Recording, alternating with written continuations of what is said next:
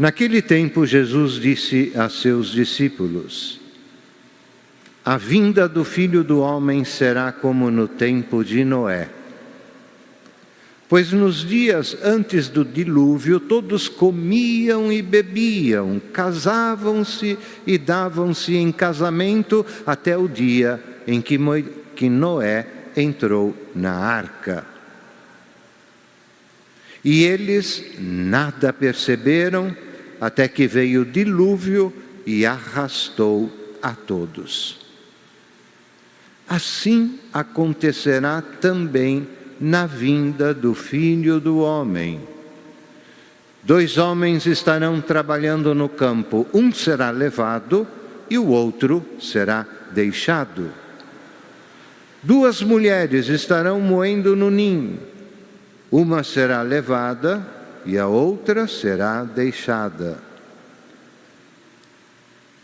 Portanto, ficai atentos, porque não sabeis em que dia virá o Senhor.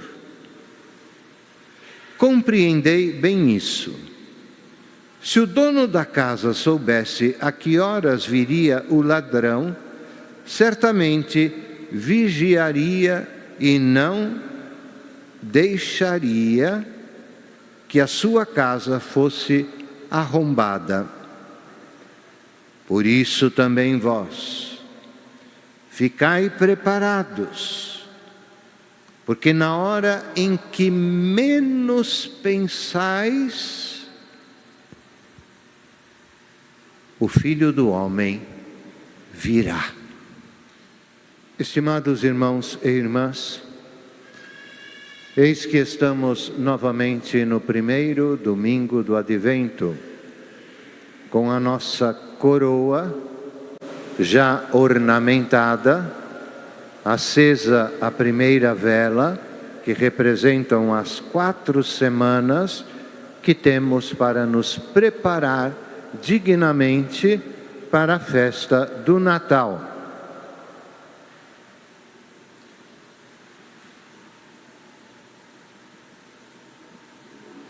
Que virá no próximo dia 25 de dezembro. Como eu disse, começamos hoje um novo ano litúrgico, é o primeiro dia do ano novo do calendário da Igreja Católica, Apostólica e Romana.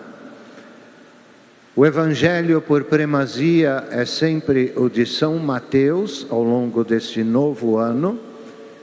E hoje nós lemos algumas leituras que nos orientam justamente pela cor verde que acendemos, que significa que hoje é o dia da esperança.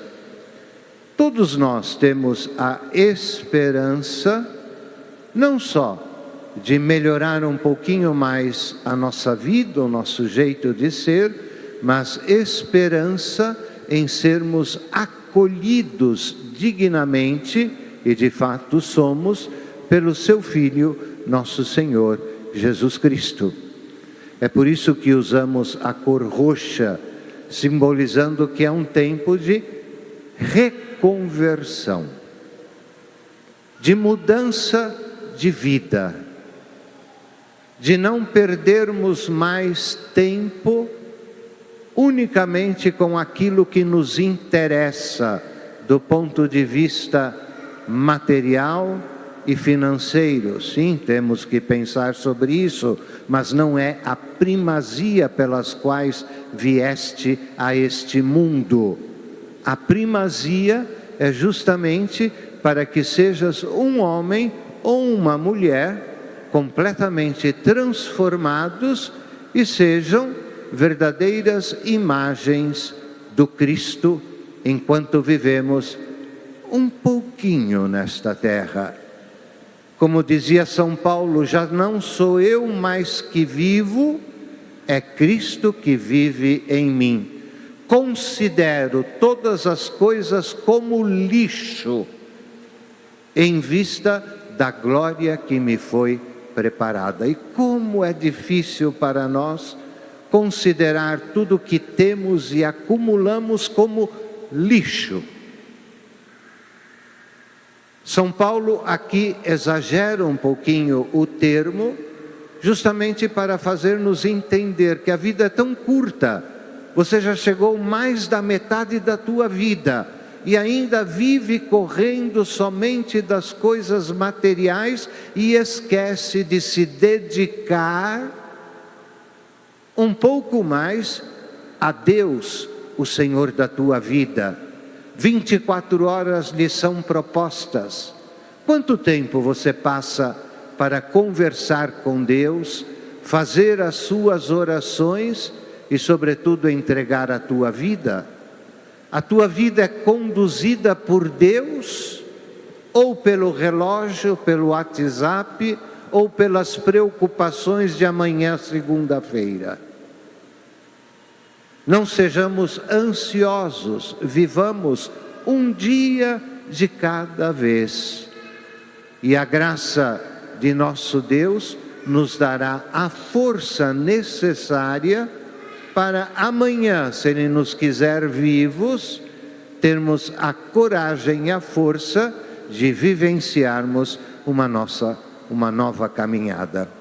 Lemos na primeira leitura o livro do profeta Isaías. A casa do Senhor é colocada num alto monte, e todos lá acorrerão, porque encontrarão na casa de Deus paz e tranquilidade.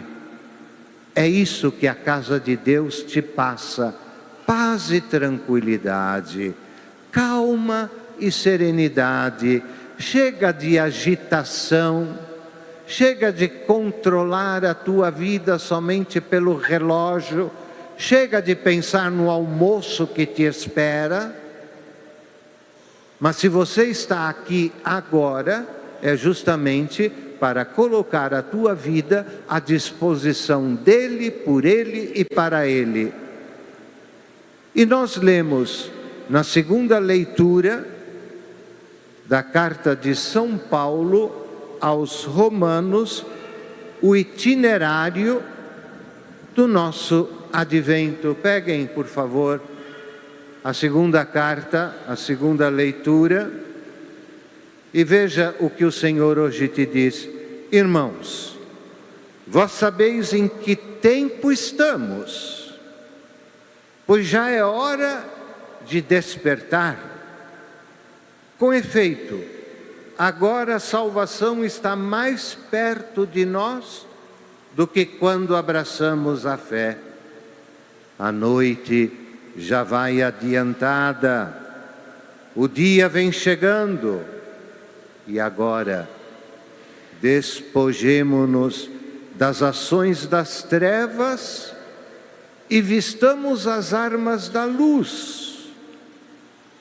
Cuidado agora, procedamos honestamente como em pleno dia, nada de glutenerias e bebedeiras, nem de orgias sexuais e imoralidades, nem de brigas e rivalidades. Pelo contrário, revesti-vos do Senhor Jesus Cristo.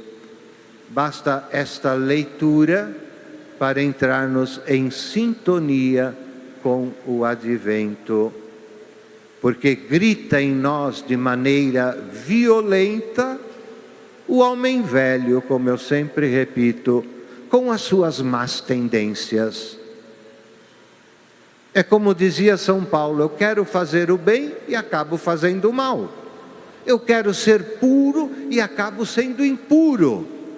Porque o mundo de hoje te dá tanta facilidade para viver as coisas ruins, que nós, se não tivermos o dom do Espírito Santo, nos deixamos levar por tudo aquilo que não é Deus.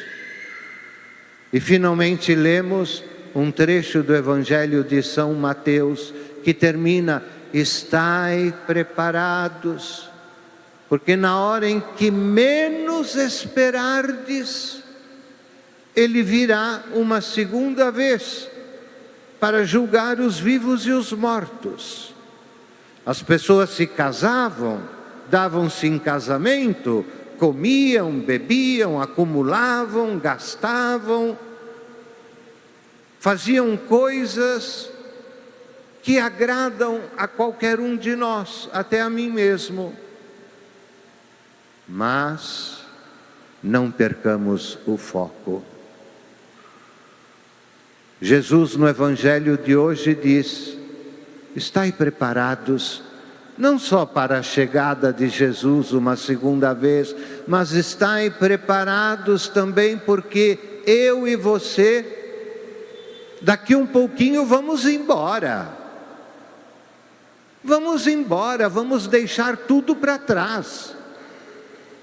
Lembram-se da nossa amiga Samira, que estava sempre aqui? Caiu da escada e morreu. Portanto, a gente tem que estar preparados, não para incutir em nós o medo, ou incutir em nós o pessimismo, mas estejamos preparados. De que maneira?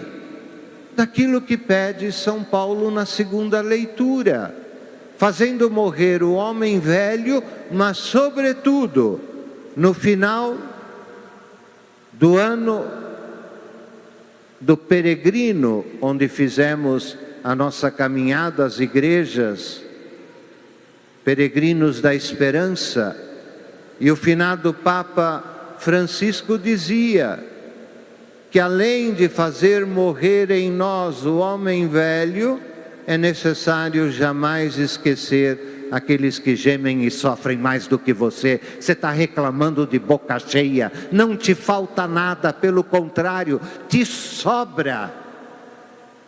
Portanto, não seja muquirano, não seja uma pessoa que só pensa em você e nas tuas coisas, mas pense naqueles que nada têm. Vocês já pensaram esta noite quantos moradores de rua acordaram sem um banho, sem o café, sem um almoço, que tiveram uma noite horrorosa?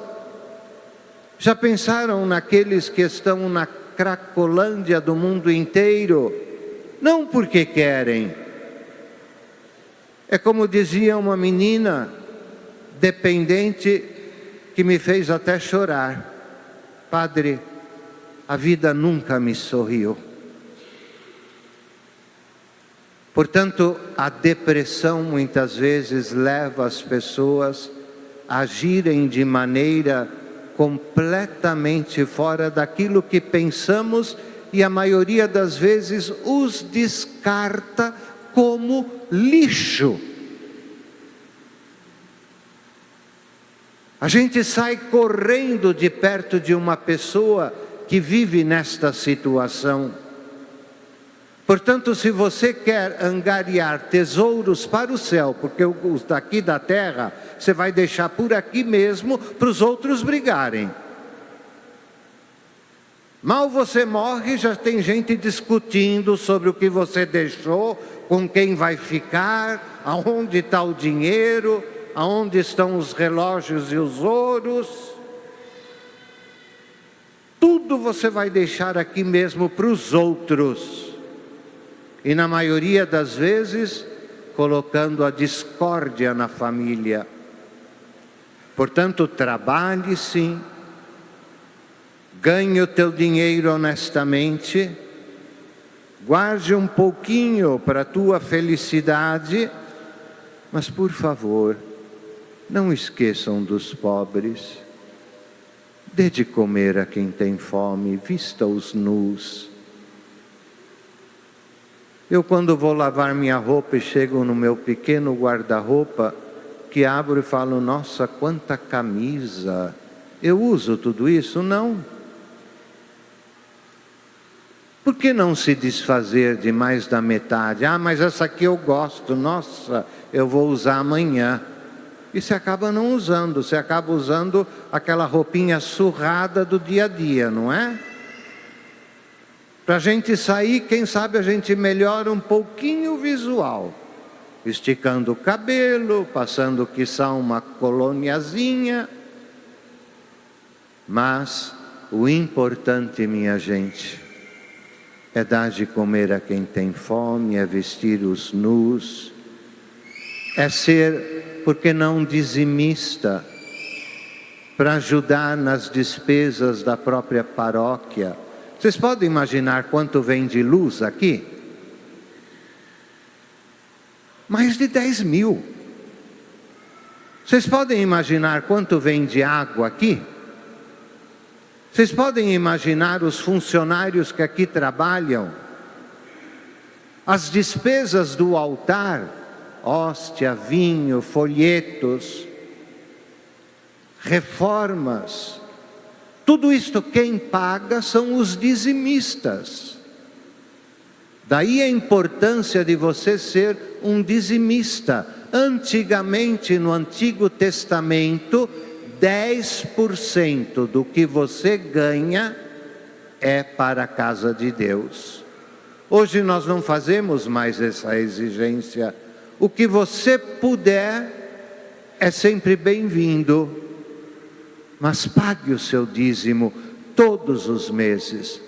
Hoje, quando eu celebrei às 8 da manhã, as ministras diziam: ai, dá licença que eu tenho que correr na sala do dízimo, porque eu estou atrasada, não paguei mês passado, preciso pagar outubro e novembro. E uma quantia pouca. Então estes são os tesouros que nós levamos para o céu. São as coisas boas que fizemos enquanto estávamos vivos. Mas não percamos o foco e termino. Gente, vamos acordar. A vida é tão curta, você está com quantas quilometragens rodadas já? É aquele ditado que eu sempre repito, a lataria está mais ou menos impecável, mas a fiação está um horror. Então vamos acordar enquanto temos tempo, fazer o bem, ainda que estejamos cansados. Você acha que um padre não se cansa de celebrar às 8 horas e estar aqui às 11 horas? Como a gente se cansa, não só fisicamente, mas também mentalmente. Por tantos problemas que a gente escuta dos outros. Sim, eu escuto com carinho e devoção, mas a gente tem que saber também que o sacerdote e os ministros são seres humanos, não são fazedores de coisas. Somos seres humanos.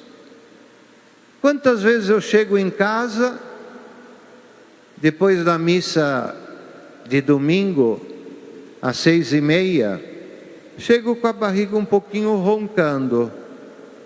Vou abrir a geladeira, nossa mãe, o que tem aqui? Nada. Então a gente se vira com um sanduichinho com tomate, um pouquinho de orégano, quiçá um ovo frito. A gente embrulha um pouquinho o estômago, mais tarde uma frutinha e vamos para frente, bola para frente. Eu não reclamo de nada. Pelo contrário, agradeço o pouco que tenho com aqueles que nada têm. Então, um bom advento para todos vocês. Que esse advento seja restaurador e transformador. Chega de neura na tua vida, hein? Chega de carranca nesse teu rosto. Chega de ficar tão ansioso pelas coisas.